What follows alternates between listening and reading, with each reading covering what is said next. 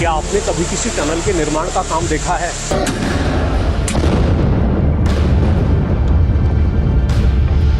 ये तस्वीरें हैं पश्चिम बंगाल के सिवोक से लेकर सिक्किम के रांगपू को जोड़ने वाले रेलवे प्रोजेक्ट की।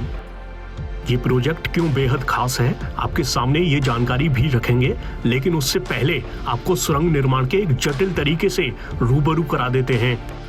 क्या आपने कभी किसी टनल के निर्माण का काम देखा है? मेरे ठीक पीछे जो आप देख रहे हैं वो एक टनल के निर्माण का काम का नमूना है। जी हाँ, ये नमूना है विस्फोटक के जरिए धमाका करके टनल का निर्माण करने का। हमारे सामने ही सुरंग को आगे बढ़ाने के लिए ब्लास्ट किया गया।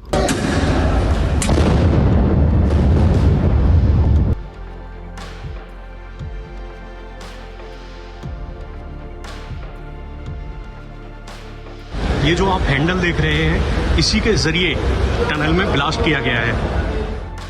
चलिए अब आपको इस प्रोजेक्ट की कुछ बड़ी बातों से रूबरू करा देते हैं और ये भी बता देते हैं कि क्यों चीन की इस प्रोजेक्ट से नींद उड़ सकती है। मैं महेंद्र सिंह, प्रोजेक्ट डायरेक्टर सेवक रैंगपो प्रोजेक्ट इरकॉन की ओर से काम कर रहा हूँ।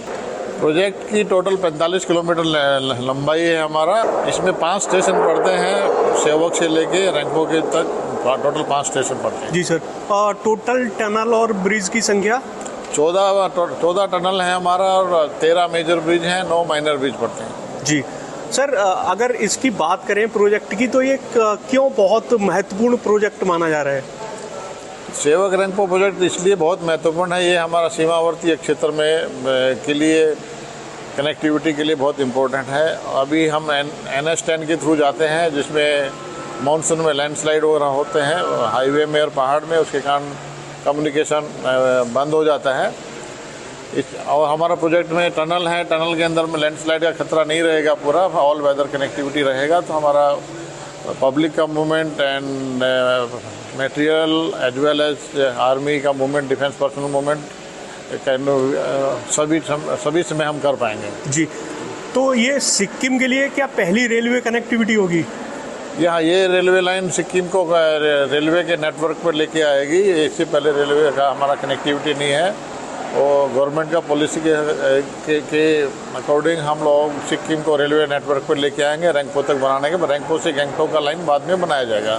जी, अगर क्योंकि आर्मी की जब बात की जाती है, क्योंकि चाइना का बॉर्डर पास पड़ता है उस साइड में, तो आर्मी के हिसाब से कितना फ़ायदेमंद साबित होगा ये प्रोजेक्ट? ये प्रोजेक्ट डिफेंस और डिफेंस प्रिपेयर्डनेस में बहुत हेल्प करेगा, क्योंकि इसमें मास मूवमेंट करना पॉसिबल रहेगा, ट्रेन चलेगा और ऑल वेदर हमारा कम्युनिकेशन रहेगा ट्रेन के थ्रू, और उनके लिए स्ट्रेटजिक कंसिडरेशन से ये बहुत इम्पोर्टेंट है। ये हमारा प्रोजेक्ट का 7 नंबर टनल है T7। इसके अंदर में हम 650 मीटर का प्लेटफॉर्म बनेगा, और वहाँ पे प्लेटफॉर्म एरिया में टनल का साइज 13 मीटर है। नॉर्मल टनल हमारा 8 मीटर का होता है। और ये प्लेटफॉर्म और यहाँ पे तीस्ता बाजार स्टेशन है, उसकी रिक्वायरमेंट के कारण में यहाँ पे हमको कैवन बनाना पड़ रहा है, जो इंडिया का सबसे पहला अंडरग्राउंड स्टेशन होगा ब्रॉडगेज नेटवर्क में। और यहाँ पे ये तीस्ता बाजार इसलिए भी इम्पोर्टेंट है कि यहाँ से कलिम्पोंग और दार्जिलिंग के जाने के रास्ते अलग अलग निकलते हैं, तो पैसेंजर की रिक्वायरमेंट के लिए बहुत ज़रूरी था यहाँ पे एक स्टेशन बनाना, और ओपन में स्टेशन बना नहीं पा रहे थे, इसलिए अंडरग्राउंड का यहाँ पे हमको चुनाव करना पड़ा। हमारा प्रोजेक्ट में हम लोग NATM मेथड से टनल का माइनिंग का, NATM मतलब होता है न्यू ऑस्ट्रियन टनलिंग मेथड। उसका अभिप्राय ये होता है कि आप लोग जैसे आप रॉक स्ट्राटा फेस में दिखाई देता है, आप देख रहे हैं जैसे देखते हैं, उसके हिसाब से आप लोग उसका उतना खुदाई ही कर सकते हैं। रॉक का स्ट्राटा अच्छा होगा तो ज़्यादा आप ब्लास्ट कर सकते हैं, कम होगा तो आप उसको हो सकता है ब्लास्टिंग नहीं भी कर पाएँ, उसको हमको पॉपुलर मशीन से एक्सकेवेटर से इसको खुदाई करने से काम चलेगा।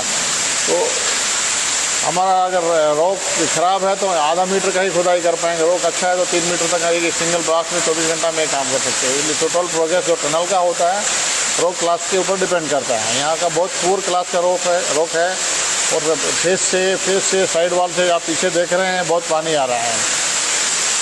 तो इन सब डिफ़िकल्ट कंडीशन में वर्कर्स हमारे काम करते हैं, और प्रोजेक्ट में डे नाइट काम चलता है।